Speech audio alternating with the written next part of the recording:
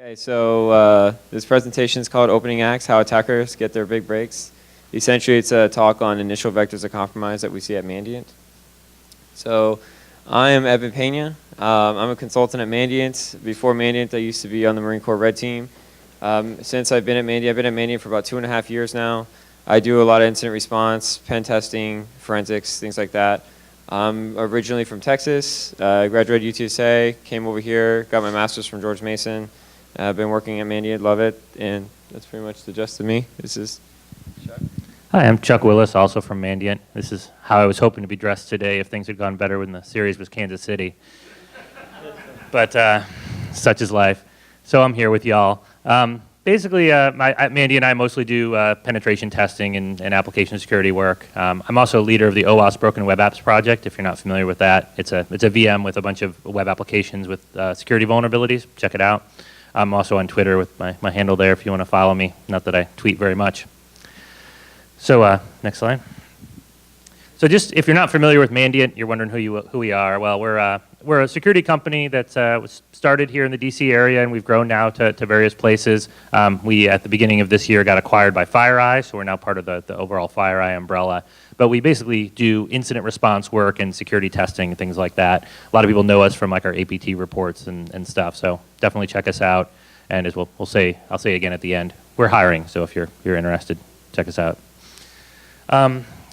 So what we want to talk about today, as Evan mentioned, is really want to talk about the initial vectors of compromise we get when we do incident response work at Mandiant. A lot of times we feel like Mandiant goes out and talks about like persistence mechanisms that we see and the types of backdoors that organizations are having deployed on their network by the attackers. And so what we want to do in this presentation is really talk about kind of how they got that initial entry into the environment. So if you're thinking of this from the perspective of a defender, these are the things that you'd want to do in order to defend your network from what real bad guys are doing to organizations. If you're more of like a penetration tester or somebody like that, then this is the kind of things you would probably want to work into your penetration testing methodology, because this is what, again, real bad guys are doing. So one of the things Mandiant always prides ourselves on is the security testing we do. We try to make sure we're mimicking what the real bad guys are doing as well. And we have a slide at the end for questions and answers, but feel free to throw your hand up if you got questions at any point. We'll be happy to answer those as well. And I'm going to kick it back over to Evan. Thanks, Chuck. So phishing, this is one like very popular initial vector compromise. Nothing new here. Everyone should know what phishing is by now. And what's cool is that we're going to have a unique case study that most people probably haven't seen. We've seen it in the wild, and it's kind of just a unique scenario that I want to bring up. So again, like I said, the most common attack vector, sometimes it's very targeted, sometimes it's very broad, and they just spam a whole bunch of users. Sometimes they do it for initiating a backdoor on the compromised victim. Sometimes they do it to steal credentials. It just depends on what the motive is behind the attacker and who the attacker is. So in this case study, the industry that was targeted was pharmaceutical, biotechnology, and law firms. You may be wondering, like, that's a pretty broad spectrum of companies or industries. So how are they related? I'll talk about that in a moment.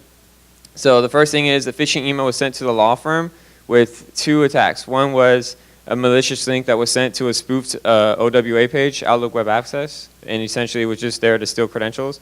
And another was a malicious macro attached to a Word document that prompted a user to put in credentials as well, and then it would send an HTTP post request to an attacker-owned server and then log in on the server. I'll go through how that works here in a second. So here's like the spoofed OWA page. As you can see, it just looks like a normal Outlook Web Access page. A lot of people are familiar with this in the enterprise because people go to them all the time. But behind it is some PHP code that essentially will harvest the credentials between these 2 text boxes. Whenever they click on login, the action will just essentially post the data to itself and then redirect them back to the original OWA page, the actual legitimate one. So it looks like they just failed to log in. And then, and then they'll log in legitimately, but these credentials will be stored on the attacker system. So that's one way. The second way that they were doing was they mimicked the standard Outlook prompts. This is the standard one that most people are familiar with. This is the spoof one that they created within a form in a macro within a Word document. So then they would send the Word document to users. They would harvest credentials. This is kind of the code behind it. Essentially, it's the same thing as the OWA, but it's in VBA instead because it's, again, a macro. So you have two variables, user and pass. Then we'll call a function called upload post. It will pass those two variables to the function, and then it will send an HTTP post request to an attacker-owned server, harvest the credentials. Cool. So now, sorry, go ahead. Yeah, I was just going to mention that I think what the attacker was trying to do in these cases is that they were taking advantage of the kind of normal annoying Windows behavior of kind of occasionally logging you out of Outlook or logging you out of OWA. And so the idea is that the attacker would click on this link, either an attachment or a link in the email, and think that, oh, it's just Outlook acting up again, and re-log in, basically, is kind of what they were trying to accomplish here. And it worked pretty well, I think, as far as they were able to get some credentials. Yeah, quite a few credentials. And again, this is for the law firm. So what do attackers do most of the time when they harvest credentials from a particular organization? Normally they're going to try to get into the infrastructure. This is done through SSL VPNs. Maybe they try to get in through Citrix or whatever service portal they have externally in order to get into the internal network. That's generally the MO for most attackers, not this particular attacker. So this particular attacker was targeting something else. So what this attacker was doing is then they accessed Outlook Web Access. They would look for existing email threads to the pharmaceutical and biotechnology companies, and they would say, hey, you know, we're targeting these industries. We know that these clients are a particular client of that law firm. Let me search the existing email threads and see which ones have attachments. They would take those attachments, like let's say it's a PDF file or a Word document, they would weaponize the attachments, respond to all on the thread, and say, hey, look, we made some modifications to this attachment. I want you to review it. And it's coming from a legitimate law firm account. You know, it's coming from that legit mail server, and it's going to existing clients. So it looks extremely safe, and boom, like they just like compromised a bunch of biotechnology and pharmaceutical companies that way. So just kind of a unique spin on phishing. It's just not something we normally see. Normally we see them trying to compromise that particular target, but they were trying to pivot from that target to their clients. So it was a pretty big deal. So kind of how it worked, you know, you have the law firm, you know, you compromise a particular email account. You start just mass, you know, phishing from that particular account, which looks legitimate with the malicious attachment. And then the victim will then open the attachment. And then it will install a backdoor because it's a, you know, malicious attachment, it's weaponized. And then the C2 server will then communicate with that particular backdoor, compromise that particular user of that company. So how did we catch the attacker? This is what's really funny. It's because it looks so legit, and it's not, unless it like looks suspicious, which in this case it didn't. We found it another way. This lady at the law firm was complaining that she wasn't getting a particular email from one of her friends, and the email was like an article on some hack that was recent. And she's like calling IT up, like, hey, my friend's been sent me this like 10 times, and I haven't got this email. Like, what the heck is going on? And what happened was the attacker created an Outlook rule within that particular inbox that essentially said anything with the subject line of like phishing or hacked or anything like that, just automatically send it to the trash. So it was kind of funny. So like if it wasn't for this lady complaining about it, like we probably wouldn't have, we wouldn't have been called. So essentially what he was trying to do here was cover his tracks. Like he doesn't want them to like identify all their users that there's a phishing campaign going on within that law firm.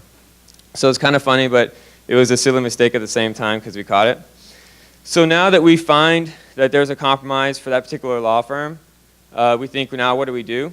So first thing that we did was look at exchange logs, but not only on the law firm, we also identified some of the victim organizations.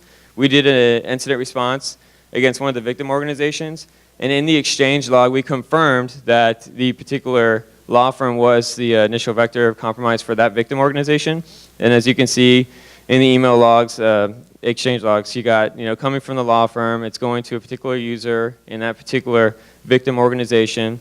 And you have timestamps, which is really important for incident response if you're timelining around a particular activity or event. And then you also have an attachment, so you have a file name that you can also sweep the environment for.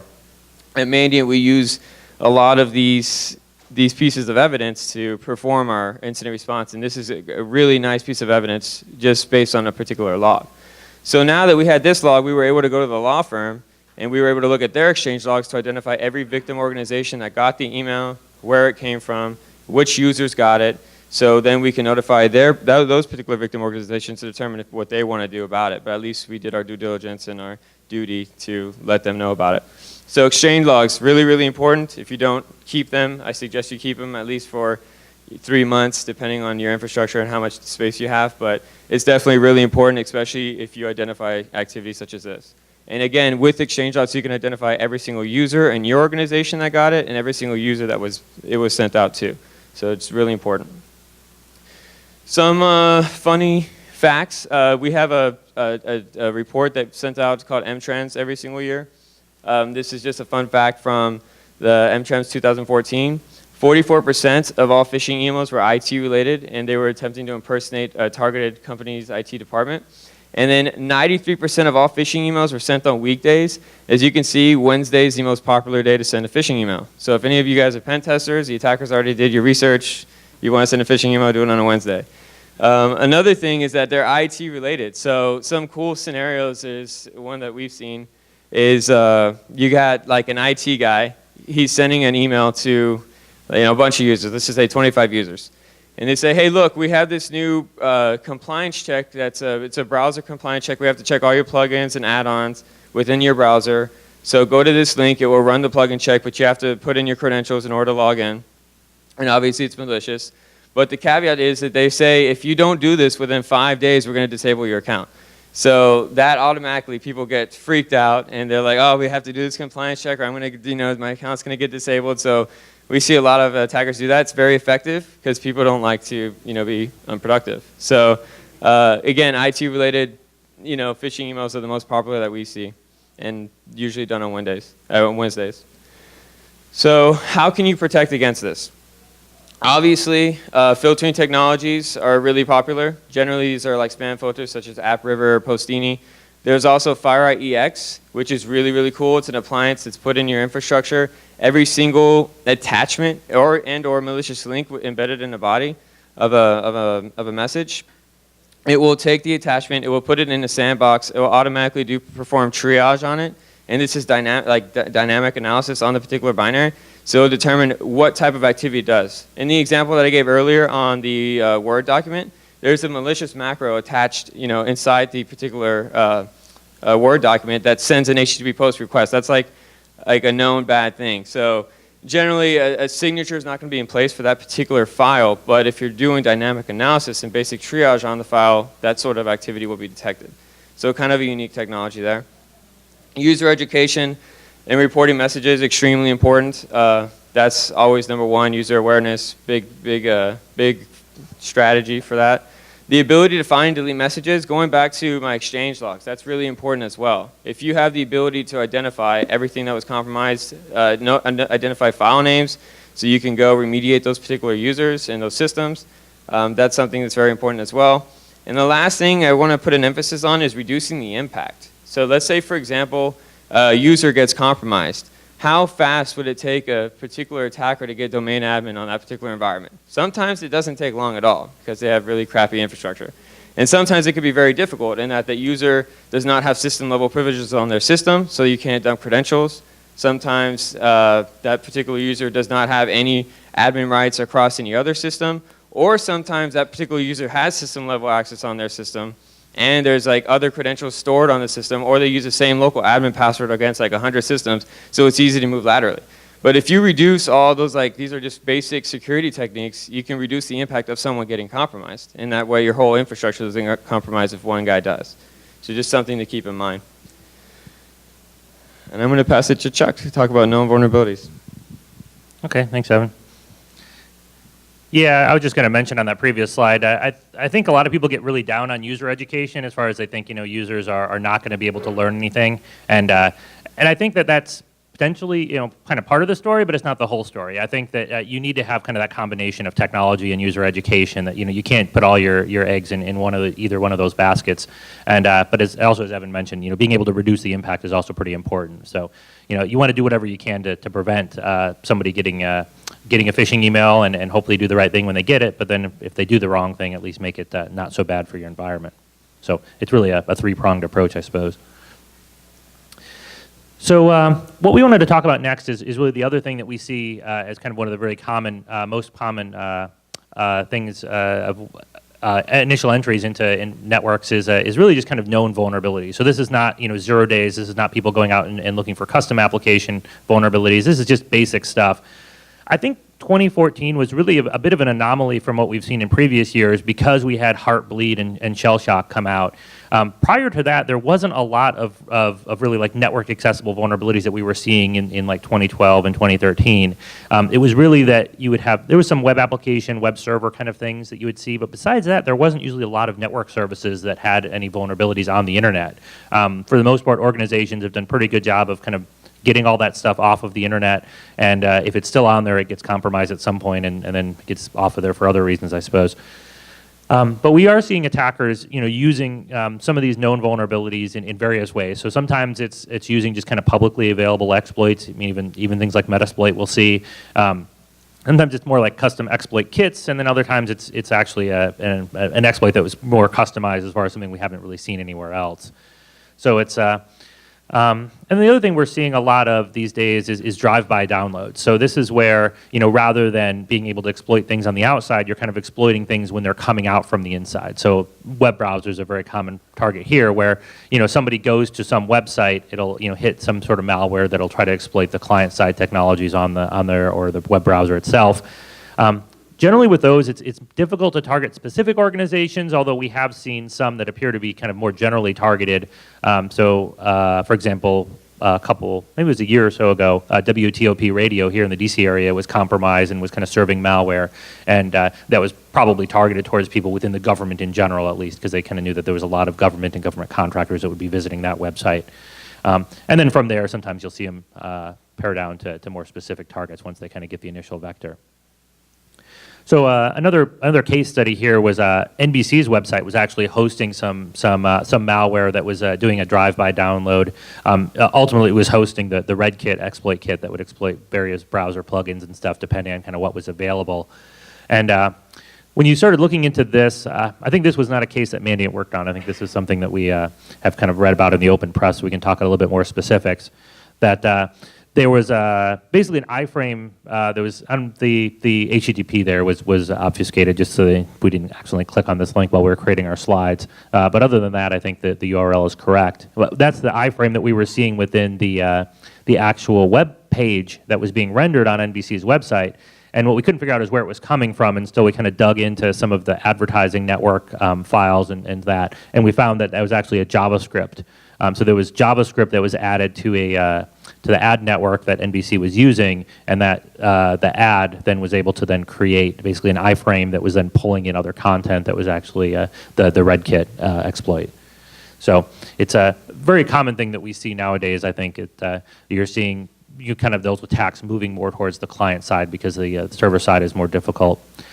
We're also seeing this sometimes being used in conjunction with phishing attacks, where you would have a link that's sent that's not to an attachment or something like that. It's just sent to that would take you to a website that would host some malicious content. So it's kind of a combination, I suppose, of these two vectors. One thing to add on that is, for those of you who don't know, iframe is essentially just an HTML object that renders another web page or renders something else within the web page you're on.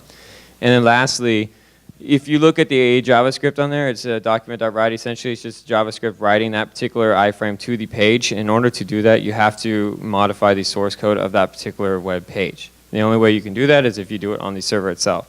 So one thing that was unique is they were wondering if the attacker actually compromised the web server itself, which was hosted on the NBC snake, which was not actually the case. So they're wondering, like, well, how exactly did the attacker, put this JavaScript on the page itself? And what ended up happening was there was a third-party advertiser that hosted advertising content to the NBC's website, and the attacker actually purchased advertising space through the third-party advertiser and put malicious code within the advertisement itself, and the third-party advertiser didn't actually do their review on the code diligently, and that's how that particular malicious content was stored on the page. Did you have a question? Yeah, the question for the recording here is just if we've seen an uptick in kind of these watering hole exploit attacks.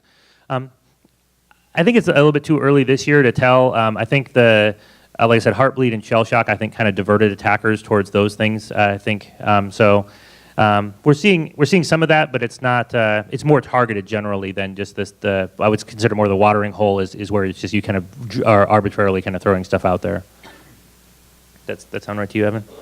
Okay, good question though. Thank you. So everyone's heard of HeartBleed. I don't know, this slide just kind of talks about what it is, but the gist is you can use HeartBleed to just get some random memory out of an SSL server. And so this is another case study that kind of talks about how we saw attackers using this as part of one of the engagements we were working on. So one kind of caveat here is the attackers had been in this environment, and it was kind of bad timing, I suppose, on their case perhaps, that it was right about the same time that we had done the remediation event. So generally when we do an incident response, we try to figure out everything that's going on within the environment, where the attacker has different accounts that have been compromised and backdoors placed, things like that. And then we have generally over a weekend what we call a remediation weekend. And they'll kind of disconnect the customer from the internet and then try to remediate all those things at once. So change all the passwords, generally do like a worldwide password change as well, but especially on service accounts or other things that are have known to be compromised. And then also go and try to clean up all the backdoors that are known. And so in this case, the remediation weekend happened, and then like a day or so later is when HeartBleed came out. So we had just kicked the attackers out of this environment, and then they figured out like, well, okay, we're just going to get back in using HeartBleed. So they were going after an SSL VPN concentrator. So if you're not familiar, that's basically a VPN that's running over the SSL protocol. It's using OpenSSL, so it's using it was vulnerable to HeartBleed, and they were able to look at. Because you can kind of read arbitrary memory using HeartBleed, they were able to read session identifiers that were for this VPN. So even though they had like two-factor authentication in place, it was because they were stealing these active sessions, they were basically bypassing the whole authentication phase entirely and accessing the VPN as whatever user happened to be logged in. So that's I think kind of what this basically tells us. So they were once they were able to get the active session tokens, again bypassing the multi-factor authentication, they were then able to access the environment. So how we're able to figure this out is kind of what we go through on this next slide, and it's basically just looking at logs. So they had the organization, I think at the time the VPN vendor may not even have known that their device was vulnerable to this attack. But the organization had deployed IDS signatures looking for HeartBleed type attacks, which was good. And they also did have logs from their VPN, just looking at kind of the sessions that were there. And what they did see is a whole bunch of IDS alerts for HeartBleed attacks. So that kind of let them know that, okay, somebody's at least trying to do something here. And they saw that it was targeting specifically their VPN devices, which I think kind of led them to go, okay, well, let's go look at our VPN logs. And that's basically kind of how we were able to figure that out. I think we'll, in the next slide, we'll go into a little bit more detail of how that works. Can anyone think as to why there were over 17,000 alerts on this? That's a lot. That's more than like an attacker would normally just, do a couple session hijacks. Like this is quite a bit in the back. Money, that's it. 64 kilobytes of memory is not that much, right? So if you have to grab it a lot in order to get like an actual, legitimate session tokens from it. Good answer in the back. Yep, so this is kind of going through what we found in the VPN logs. So again, we had these 17,000 IDS alerts that let us know something weird was going on.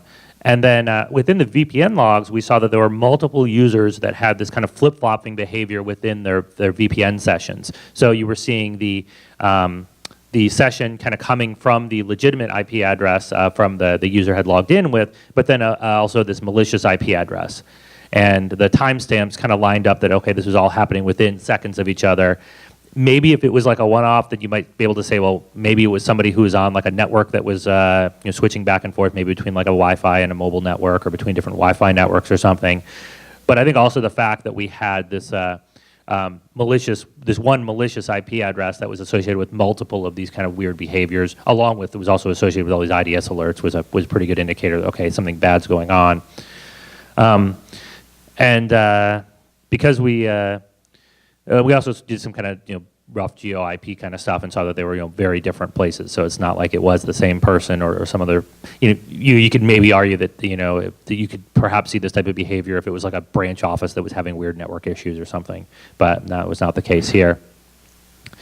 And again, the timestamps all kind of matched up. So that really let us know what was going on. But the good thing, I guess, is kind of what comes on the next slide here of kind of what the impact of this was. So there was, because of this kind of flip-flopping behavior within the VPN, neither the legitimate user or the attacker were really able to get a good VPN session, because the session was kind of valid in the sense that they had a valid session token, but the responses from some of their traffic was getting sent back to the wrong location because the VPN was kind of shifting back and forth between kind of what's the source IP address that the VPN client is on. So they weren't really able to use it, at least while the legitimate users were using the session. So in some cases, I think users kind of got fed up because it was acting up, and then they just kind of walked away without logging out, in which case the attacker was then able to use the VPN connection. But in most cases, I think they were kind of frustrated with what was going on. But what we did see then is, so the attackers said, okay, well, they were only able to get kind of little bits of connectivity. They did know the environment pretty well, and there were some accounts that unfortunately were not able to be remediated during the remediation weekend. So they did have some credentials still. So once they were able to get kind of a small window of having a backdoor connection through this VPN, then they were able to go on to one of the systems that they did have access to still and try to execute a backdoor on that internal system in order to get a nice stable connection to be able to do all their badness. But fortunately for us, that the client had, as part of the remediation weekend, also implemented application whitelisting, especially on those systems that we couldn't change the passwords for. So they basically, the attacker was not able to actually execute their backdoor and do anything on that infected system. So in all, a win for the good guys.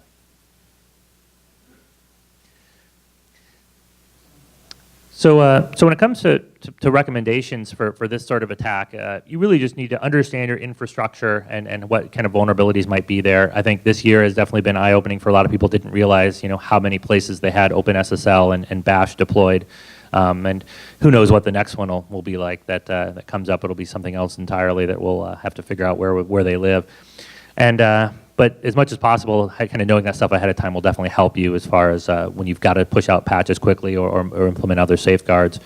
Also, being able to implement IDS signatures does help. I mean, a lot of people get down on IDS systems because they can produce a lot of alerts and it can be a lot of noise, but it can be useful in some cases, especially when you're able to do kind of data heuristics on it to see, like, this case we had 17,000 of these alerts, so I think that would have kind of stood out from your normal background of IDS alerts, hopefully.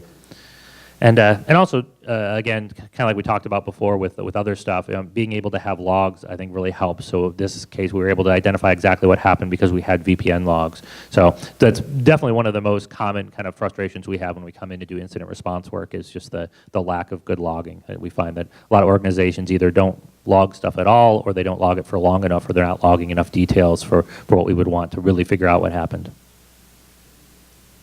And I'll pass it back over to Evan. Thanks, Chuck. So now I'm going to talk about custom application vulnerabilities. So these are usually known vulnerabilities in internet-facing applications themselves. Sometimes you'll see a lot of custom applications that are built out there and they're internet-facing, and it's pretty common if custom applications are built. Security is not always implemented in the software development lifecycle, so it's not uncommon that there's vulnerabilities associated with those applications that are internet-facing. So definitely going to talk a little bit about that, because this is a very common vector that attackers use to gain access to the backend web server itself. And depending on where that web server is placed, could lead to an entire enterprise compromise. So in this case, the victim was a financial services company. The attacker identified a vulnerability on an ASP.NET application. And just so you know, these are just URL encoded, URL encoded symbols, so just to kind of like tell you what they mean. %27 is a tick, and then %20 is a space, and things like that. So you can kind of follow along. So these are IIS logs. Very, very important when doing an investigation. Again, going back on log emphasis. Logging is very, very important when we do incident response investigations. With this particular log, we were able to identify SQL injection syntax within this particular page. we were able to identify a timestamp of when that happened, and we were able to identify a source IP address. These are very, very important things when doing an incident response engagement. So the first one is you can just kind of tell he just did a %27, which is a single tick. That's like usually an initial check to see if a particular parameter in a page is vulnerable. This is like very, very novel. Like this is basic stuff. When you put a tick in, sometimes you'll get the SQL syntax error back displayed to the page. Not a blind SQL injection type of response. So again, very, very common. So again, going back to custom applications, sometimes they can be terrible. In this particular case on our client, it was terrible. So he puts the single tick there. Shortly after that, I'm sure he identified it being vulnerable. He does the whole 1 = 1 to see if he can get all the data back. He did. And then he moves on to do like a particular query to get the server name. It works. And then he uses XPCMD shell, which is a stored procedure built into all Microsoft SQL databases. Everyone familiar with XPCMD shell? Good, good. Very, very important. Attackers use it all the time. It's gold. So in this particular case, he pings google.com. So why would an attacker ping google.com for this particular server? In my opinion, the reason he would do it is because he wants to see if that particular web server has internet connectivity coming back out. And the reason he would want to do that is probably because he wants to do like a reverse HTTP shell or reverse HTTPS shell, something like that. What he didn't do was pipe it to a file. So like this is not going to return anything back to the page. So I don't know what the attacker was thinking in this particular case. I left a legit log here just to show like sometimes attackers don't always have logic. So if he would have piped it out to a text file, for example, he could have just done a GET request on the text file within the web root and saw the results of that particular page. He didn't do that. Whatever, maybe he's amateur. I don't know. So, yeah. Sometimes we'll also see attackers that would like ping their own server, so some server that they control, so that way they can just look at on the server side to see if the ping comes back. But again, pinging Google isn't going to help you any because you're unless the attacker owns Google, maybe he does. So next you'll see the attacker he's echoing a particular eval statement to a text file, which is essentially just him writing a particular shell to disk on the web root. And this is a very common web shell that we see these days. It's what we call like a China chopper. It's pretty common. So he pipes this out to a file. Now he has a web shell on the particular system, and now he can pretty much access the system. You know, he can run legit command line. He can upload files. You know, do whatever he wants. At that point, he's likely going to upload a reverse shell, then execute it, and then he's going to get a full connectivity to the web server itself. That's generally how it goes. So. Next, I want to just emphasize, again, putting security in the software development lifecycle. What I just showed you is nothing really new, but it's still very valid. We see huge companies all the time have custom applications, internet-facing, that still are vulnerable to basic SQL injection attacks. So it's, you know, developers have a deadline, and they're just going to try to meet that deadline as long as it works. You know, that's all they care about. They don't really care about security. And it's going to lead to something like that, which is a compromise. I want to go back to reducing the impact. Where is that web server stored? Is it stored in a DMZ? Is it stored on your enterprise network? Is it hosted by a third party?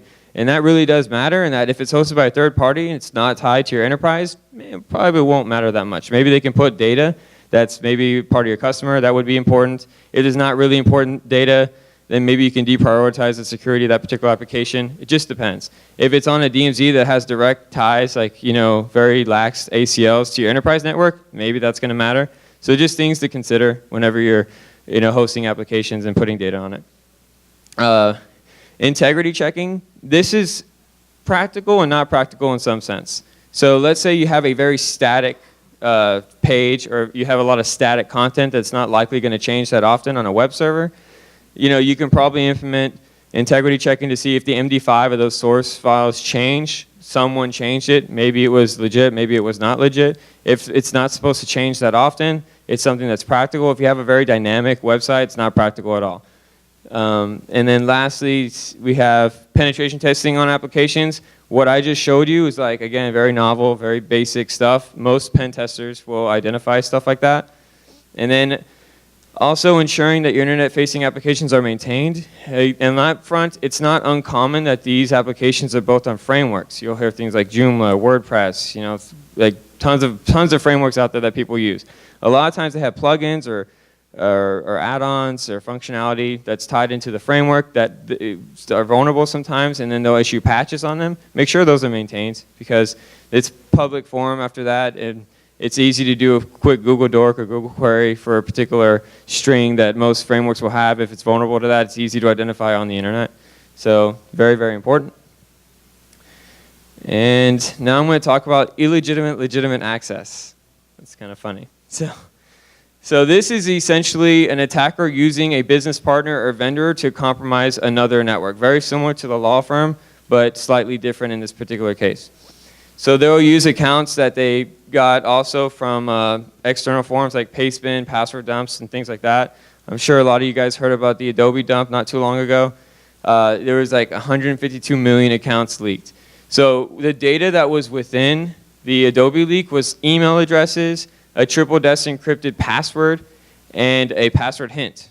So for you computer science people out there, it's not that difficult to tie a domain. So let's say you're looking for a domain, orange.com, and there's like 1,000 orange.com email addresses within that leak.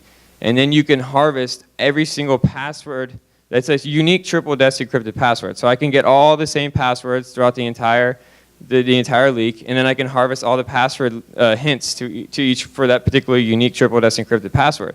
So let's say you get 1,000 password hits for one triple-desk encrypted password. It's not going to be that difficult to guess the password. So it's like one basic way of getting the password for a particular domain. So then attackers use stuff like this to get a bunch of different passwords for email accounts associated with a particular company. And it's not uncommon that they do password use. Like, how many times is that person going to use the same password for his email, for his Adobe account, for his enterprise, like, Active Directory account? It's not uncommon. So this is just one vector attackers will use to get into environments as well. And they'll use these credentials on external service portals, like I mentioned earlier, SSL VPNs, Citrix. If they're single factor, it's free game. Yeah, I was going to mention on the Adobe leak, one of the things that we've got a guy who's like spent several months now, it seems like, just poring over that data in various ways. And one of the things that he said is that there was, I think, hundreds, if not thousands of things that were in there where the password hint basically said work password. So it was pretty clear that, if you knew where that person worked, which might have been the same as their email domain, then it was pretty easy to identify that was something that had been reused. And so I think the Adobe leak really does show that while I'm not a big fan of like draconian like password change policies, I think you need to have some sort of password expiration because it has been a couple years now, I think, from when that data was at least was originally from, even though it was leaked a little bit more recently. So I think that if you've got stuff that's most enterprises, hopefully their passwords have expired since then, and that hopefully they would have been forced to change it. But we do still run into some enterprises that have no password expiration, which is a bit unfortunate. And going back to that again, just emails tied to Active Directory accounts externally, like password reuse, Citrix. If Citrix is single factor and you have legit credentials to get access to it, it's not actually that hard to break out of Citrix and get access to the back-end Citrix server. And for any of you who are pen testers out there, if you guys have ever dumped creds from a Citrix server, it's almost like a gold mine. There's a lot of existing sessions on Citrix servers from a lot of users. You can get a lot of credentials from a Citrix server itself. So again, this is external facing. It's generally tied to the internal network. You can get a lot more credentials if you break out of it. It's a very common attack vector for attackers all the time. So lastly, consider like who you're providing access. So like where is it possible to give outside system, like an outside vendor or partner, like access to the internal? Like what are your external service portals is something to identify. Identify all of those and then determine like what you can do with them. So let's say Outlook Web Access. Most people would probably think like, oh, we don't have to implement two-factor. It's just like, email. But sometimes that can contain PII, or they can use it again, like going back to the law firm, to compromise other customers or other victims within your organization. And another cool thing to mention is sometimes it could be difficult to harvest emails externally. So if you compromise one person and they get access to Outlook Web Access or their Outlook itself, they have essentially an email address like list for the entire global organization. And so then you can just go on a phishing campaign after that, and you have everyone's email. So it is actually pretty important to keep Outlook Web Access to two-factor authentication as well. And same thing with Citrix, VPNs, or any other service portal that you feel is sensitive to your organization. Okay, and then lastly, again, monitor public password dumps, because it's not, again, uncommon that attackers will use that to gain access to an environment using legitimate credentials. So what I would do personally is, let's say whenever the Adobe leak came out, I would essentially scrape that particular data for all email addresses associated with my organization, and I would reset those passwords depending on how many there are. So just something to note as well. And I'm going to pass it to Chuck to talk about other vectors. Okay, yeah, just one last, I think, section here, and then we'll kind of wrap everything up. So the rest of this stuff is some other things that we see that are definitely less common, but we do see them occasionally. So I mean, you will see sometimes we have malicious insiders or actual physical access being used as an initial vector. Generally, those are more in like big, like multinational kind of companies. Phone-based social engineering occasionally happens, but the case study I want to talk about here is about mass malware, because so mass malware is stuff that's not targeting a specific organization. It's just generally kind of like your common banking trojans and things like that that are generally targeted more towards consumers, trying to attack individual users as opposed to enterprises. So this is again one of the examples from the M-Trends report, where we had a retail organization that ended up getting one of their systems compromised by a common banking Trojan. So the Trojan would kind of just look for, try to find people logging into Chase or logging into Bank of America, things like that. That didn't really happen here, but what the bot owner did identify is that, hey, this is actually a pretty important environment because it's a retailer, and therefore, rather than trying to exploit this myself because I don't really have that expertise, I'm gonna kind of sell access over to the cyber criminals that actually do understand that stuff. So that's definitely one of the interesting things we find in some of our incident response work when you're dealing with people in like Eastern Europe and Russia, is that they are very good bankers. They understand the banking system, and they understand how to get money out of organizations once you have access to the right people.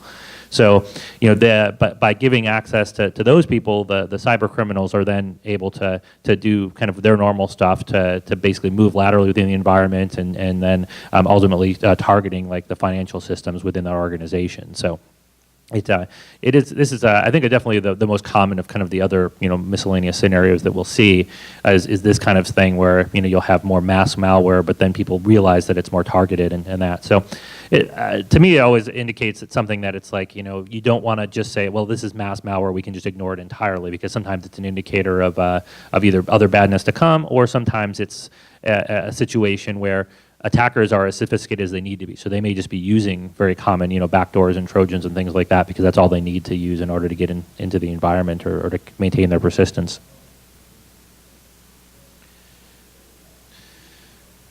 Okay, so just a quick summary of what we've talked about today. So if you've basically, as Evan talked about a few times, I think, defense in depth, being able to reduce admin rights on people's environment, really trying to, that's more reducing the impact of of exploitation, which is certainly something you want to do. And you'll also want to look at, logging and stuff to try to prevent, you can respond appropriately, I guess, to prevent you running into the situation where you just can't figure out what happened. But when it comes to actually, preventing the kind of things we've talked about here, I think really the middle three bullets are probably the main ones. You're just having the security in the SDLC to ensure that custom applications are dealt with properly. User awareness training for various reasons, both on the kind of password reuse and the phishing stuff.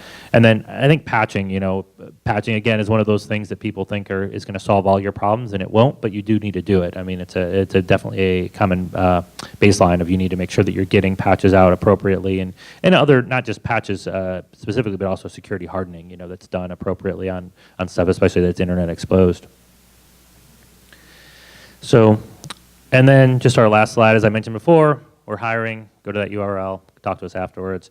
And other than that, we're basically at the end of our time here. We're happy to take a couple questions now, and we're also happy to talk offline afterwards as well. So, yes, sir.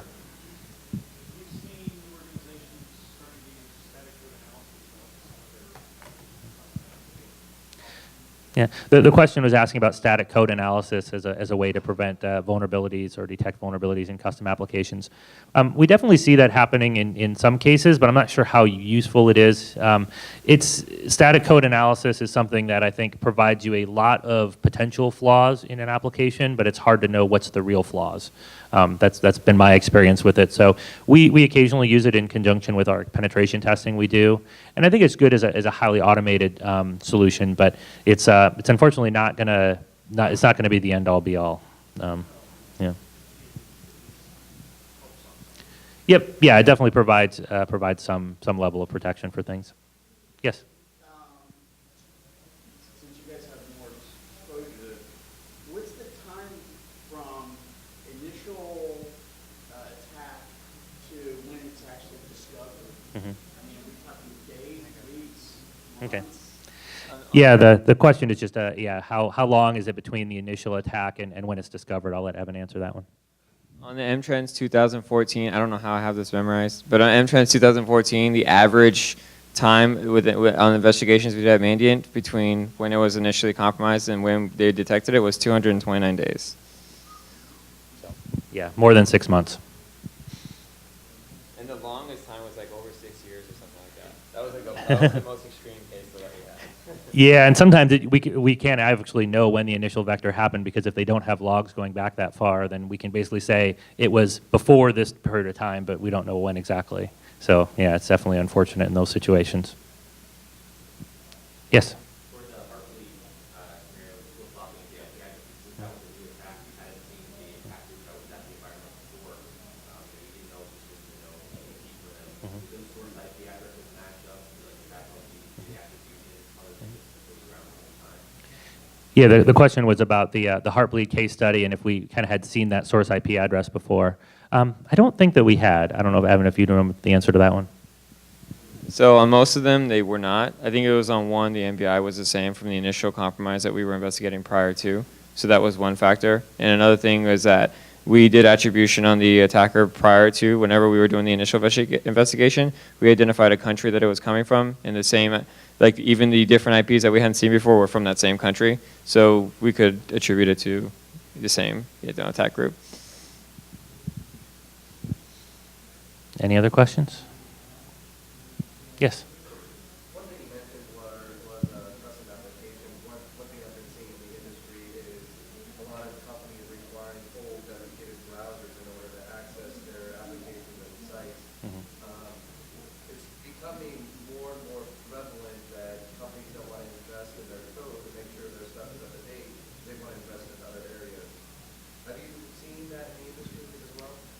Yes, yeah, the question was just asking about the problems you run into with older applications that aren't well maintained, is that sometimes they require old browsers or old versions of Java, things like that, to access them. And yeah, that certainly causes problems on both sides of it. So yeah, the application itself is probably not well secured if it's out of date, but then you're also potentially opening yourselves up to client-side exploits. We definitely run into that a lot with Java. I think Java is making some improvements now where it's becoming, it's less common to have it in the browser. Most people don't use Java, even those enterprise applications aren't using Java within the browser. They're just using it on the thick client side. So I think definitely the click to run kind of policy that Oracle's put into place now is definitely better. But again, that doesn't necessarily take place if you're on more modern, if you're on an older version of Java. It doesn't happen that way by default. But I think browsers are starting to make that with the default. But yeah, unfortunately, we don't have a great solution to that one, other than you just got to kind of get on your vendors to get their stuff together.